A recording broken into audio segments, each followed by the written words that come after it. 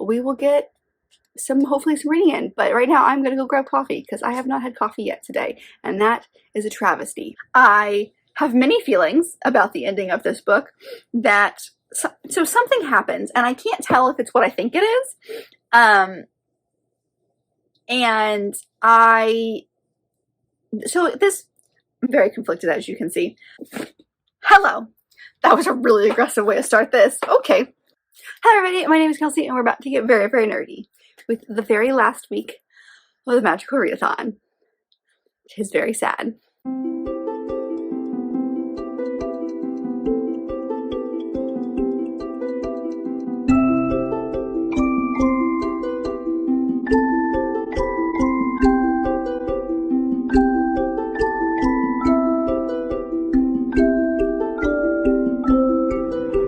So this week, this is the very last week of the readathon, I have a very ambitious plans. So it's gonna be interesting. It's gonna be interesting. So the theme for this week, because apparently we do have a theme for this week, is Hades and Persephone retellings of sorts. So I have 3 books that I need to read this week that are required for my career, and 2 of them are Hades and Persephone retellings, and 1 of them is adjacent to Hades and Persephone. In my head, like, I equate the feelings I get from like the Hades character to a character in this book, so it's not really inspired by it, but I'm counting it. And then there's 1 more Hades and Persephone retelling that is not required, but if I can fit it in, that would be great. So the book that I'm bringing over from last week, as you guys saw, was Restless Slumber by KJ Sutton. Haven't really read anything in this since I talked to you. Still at page 70. This is for shape-shifting, which is to have a wolf on the cover. This is required for my career. I'm very excited about this. I'm hoping to make a lot of progress in this over the weekend, so this should be fine. We should get to this relatively quickly, but this is one that's technically not a Hades and Persephone retelling, but the main male character in here gives me Hades vibes, so I'm looping it in. It's a dark fantasy romance. I'm very excited about it, but that's what I'm taking into this week. And then the other books that are required for my career, we have a graphic novel, which is nice, and that is Lore Olympus, the 3rd volume, and this is for the prompt of astronomy, which is to have 2 E's in the title, and there's technically 2 E's in volume 3, which is part of the title, so that's what I'm counting. But this is the 3rd volume in this Hades and Persephone retelling, which is just a modernized reimagining of them, and I just have really been enjoying that. So I'm very excited to dive into that one. And then the other one is Touch of Darkness by Scarlett St. Clair. And this is for restoration, and this is basically like you put a bunch of books on a shelf, spin around, and point at one randomly, and that's the one you read. I made Chris do this, so this is the one he picked, and this is a Hades and Persephone retelling. It says that as she struggles to sow the seeds of her freedom, love for the god of the dead grows, and it's forbidden.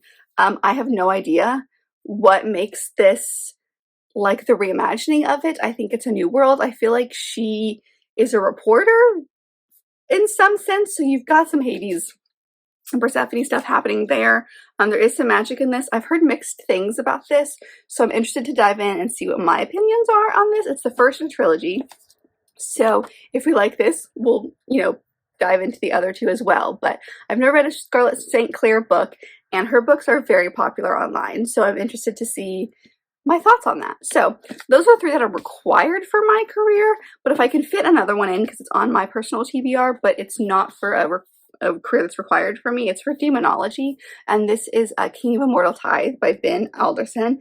This is a male reimagining of Hades and Persephone. It follows a human and an elf, and it's the way that the author, kind of says it is like, what if Hades fell for Persephone's brother? So no idea what we're getting into. This is the 2nd in the Darkmoor series, which is a series of standalones this author is writing. I read the first one, really enjoyed it, and it's just all takes place in the same world. That's really the only thing that keeps it all together. They all are, I feel like, retellings in some sense, because the first one has a Beauty and the Beast vibe, and the new one that's coming out in a couple of months is a Red Riding Hood vibe. But they're all male fantasy romances, and I have enjoyed the one that I read by him before. I can't remember what demonology. Oh, it's a book that's compared to one of your favorites. I'm saying that the story of Hades and Persephone is one of my favorites, so that's how this one is fitting in. But this one's not required, so if I don't get to it this week, it's not the end of the world, but I thought I would just dive into all of the dark romance Hades and Persephone retellings this week and see what happens. So these are my plans. They're all pretty chunky, minus the graphic novel, so I mean, not pretty chunky, but Restless Slumber is pretty chunky, and the others I feel like I can get through. I do have audiobooks for all of these, which is exciting, so I'll be able to get through them quickly, hopefully. And I'm gonna have a long work week, so I'm hoping that that'll help me out and I'll be able to dive into these relatively quickly. But that's my plan for the week. I'll let you know how it goes. Today's just an at-home. I have a lot of like housekeeping type things that I need to do, so maybe I will take you guys along. We'll see what happens. I need to change my wardrobe from winter to spring because it's starting to get warm out. I need to do some build type things. I need to clean up parts of this house. Like there's some things I can do that would be nice to have an audiobook in. So we will get hopefully some reading in, but right now I'm gonna go grab coffee because I have not had coffee yet today, and that is a travesty. So I'm gonna go do that and try to wake up a little bit, and then we'll see what this day has in store. I don't know. It's gonna be a very chill day, I think. But I'm going to do Restless Slumber. That's my #1 for this vlog. So let's hope I dive into a good amount of it.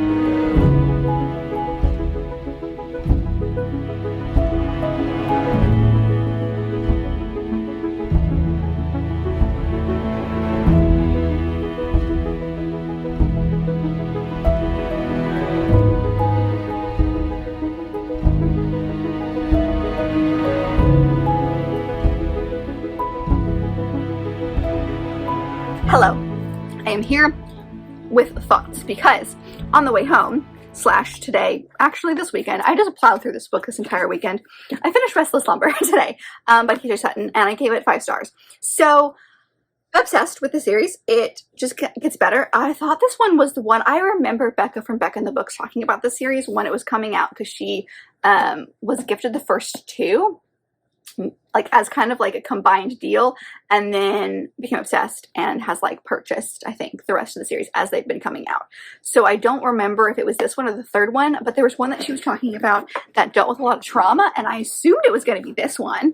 But now that I have come to the end of it, it's going to be the next one. The next one, I can just tell you, it's gonna be so dark and basically in people's heads, and they're just dealing with what's going on is honestly what the next one's about. And I'm scared and excited all at the same time because things happened. So this book, I don't really know how to talk to you about it because A, I flew through this thing. Like, this is a pretty chunky book, and I flew through it in basically a weekend. And while I did have the audiobook to help me, I basically didn't do anything but read this past weekend because I was that obsessed with this series, and I just really enjoy it. And I love the relationship in here. I think it's beautiful. I have many feelings about the ending of this book.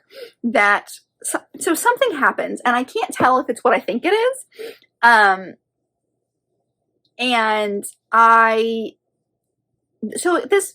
very conflicted, as you can see. I gave this book 5 stars, but the ending is making me rethink that. I think I'm going to stick with 5 stars because throughout most of this, I was really enjoying it. The ending made me very uncomfortable, and I think that's a good thing. Like, I don't think I'm upset because the author did something wrong, or she took the story in a direction I didn't like, or, you know, whatever it is, something that's objectively bad. I think I just don't like what decision the characters made, I think is really where we're at. Although I did cry at the end of this, I'm not gonna lie. Like, I was already tearing up as I was driving home when I was reading, like, the last, like, 30 minutes. It was like 30 minutes of my audio, which I think was like 50 pages or so. The last, like, couple of chapters is I'm like driving and crying. It was great. So I just feel like the next one is going to be really hard to get through. So I need to do it quickly because of all of the trauma that I know we're going to handle and we're going to talk about in that book because of what happened at the end of this book. I just know there's going to be so much conversation around that. And now that I have read this, it makes sense why the next book is going to be following that, which means now I need to get my hands on the 4th one because that one's like 700 pages. I am terrified, but I am so emotionally invested in this series and these characters that I don't even care. I am willing to have my heart ripped out of my chest, stomped on, and then given back to me on a platter. Like, I'm okay with all of these things. I am so invested. I am so invested in this world. So, I'm not doing a very good job of, like, talking about this book because it's the second in the series. Objectively, I loved the first one. It is probably going to very much enjoy the second one, which I did. I liked that we saw Fortuna, basically her and the relationship within this book. I liked seeing that. I was really afraid that we were pushing it into, like, a love triangle direction, and I don't think that's what we're doing. I thought we might, basically, as to one thing that happened near the end of this, but I think that we've gone in a different direction. And I just think that the next one's going to be a book full of female rage. I think that's the best way to describe it. Female rage and secrets, which is great. I love things like that. So, yeah, I just check out Trigger Warnings. As always, if you're interested in these books, these are very tough books to get through. Moral of the story is I finished this. Yay. I'm one step closer to finishing my career. Also, yay. And that means now I can really dive deep into all of the Hades and Persephone books. So the next one I think I'm going to finish is A Touch of Darkness. I have the audio of that, so I think that's what I'm going to pick up tomorrow. Part of me wants to pick up Lore Olympus, the graphic novel, but I'm afraid to read 2 at the same time because what if I get them confused? But at the same time, I feel like they're different in vibes. Like, one of them follows maybe like a reporter and the other one is the graphic novel, or maybe I can get through the graphic novel tonight. I don't know. I might start it tonight and see what happens, and if it's too difficult in my brain to kind of take them apart, then I might just focus on one versus the other. But I did it. I finished the second one in the series. I am one step closer to my career. I feel very accomplished, and I loved this book. So, good things all around. I'm now emotionally invested, and I do like that I know there's an end in sight. The author just talked about the 6th one online and how she was starting writing it, which tells me that the 6th one's coming out next year sometime. But that's going to be the final book in the series. So, there's an end. I see an end in sight. We just have to get there, you know? So, yeah, emotionally destroyed, have many swirling thoughts, and I loved every second of it, as I did with the first one. So, yeah, this was a good time. This was a good time. I was on the edge of my seat the whole time. Again, the ending made me uncomfy, but I think that was the point. Like, there was definitely a thing that, like, happened that I just kind of broke me a little bit.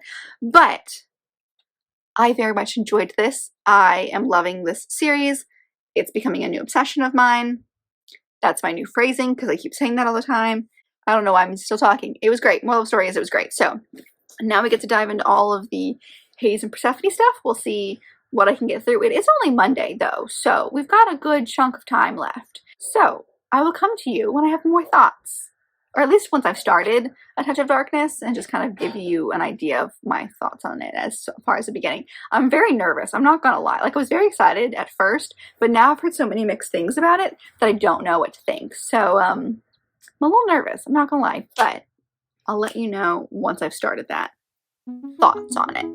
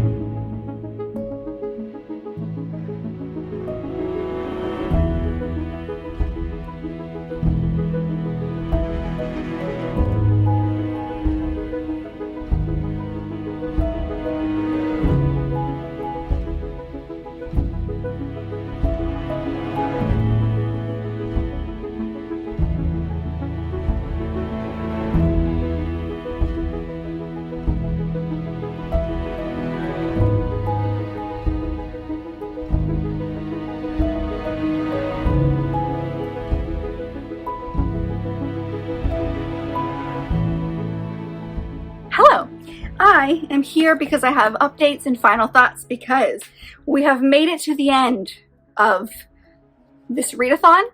Now you might be looking at the timestamp in this video and going, but Kelsey, there's like 2 more days in the month. And you would be correct, but I don't know how much reading I'm going to do. I'm not going to lie. Like, I have officially, I can tell you guys now, I've officially made it to all of the books that I need for my career. So I'm done. And with 2 days left in the month, I don't read as much on weekends, weirdly enough. So I don't know how much reading I'm going to get done. I'm doing a buddy read with some friends that isn't related to this readathon at all. So that's probably what I'm going to be primarily focusing on the next couple of days. So I don't see myself doing anything more reading-wise for this readathon. So I'm gonna go ahead and end here, but I do have updates because I have finished the last 2 things that were required for my career. The first one being Lore Olympus Volume 3, which was in for astronomy. I still have the bookmark in there so I could remind myself what class it was. This one I ended up giving 4 stars to. I love the series. I feel like it's pretty much, I say a lot of the same stuff when I talk about this series because we're now 3 volumes in. I don't want to tell you too many spoilers about it.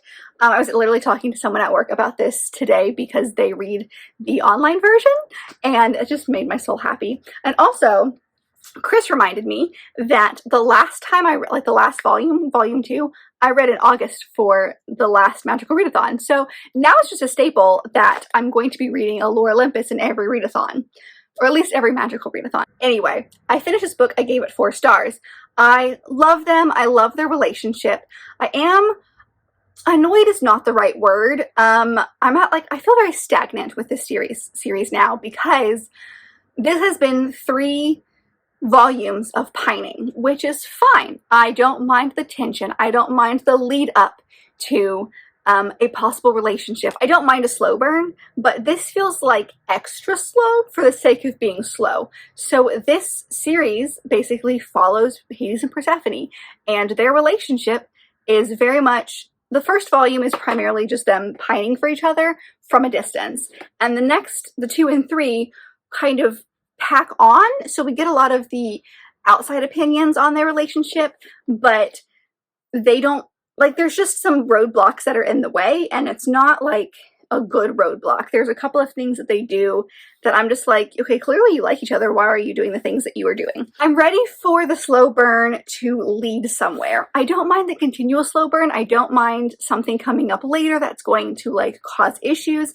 but there's stuff, and there are some roadblocks in the way that I feel like are roadblocks that should be based on things that have happened to these characters, and there should be conversations about those, but there's not, and there needs to be something there. So I'm kind of ready for them to do something, but there's 2 more volumes planned right now. I'm sure there's going to be more beyond that, because I want more from their relationship than I'm getting right now, and it's probably because I'm greedy and I just want them to be happily together. So on one side there's that. On the other side, there was something that happened in the very first volume that has repercussions and has been continually talked about throughout the rest of them. Totally makes sense. Speaking of, let me tell you warnings, trigger warnings for this book, or content warnings. She does have a thing at the front so you know what's coming, but it regularly deals with themes of physical and mental abuse, sexual trauma, and toxic relationships. So just kind of know that going in. Again, themes, you don't see a lot of stuff on the page, but with this one we're seeing flashbacks and trauma, PTSD maybe is the best word for stuff that happened in the first one.